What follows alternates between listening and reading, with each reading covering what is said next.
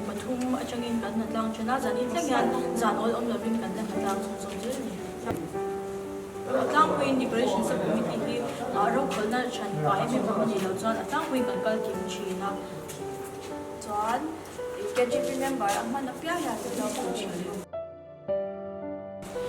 Kaushan committee te Kaushan Mechia le KGP Shai tu te kan ma mo pya min ngai to sa ka min pui em ma kan long em ma le san tin ki ma nia kan ti thei lo te KGP ma ri chang pya te mi ron pui china zan na ha chuma le ko kan sai kan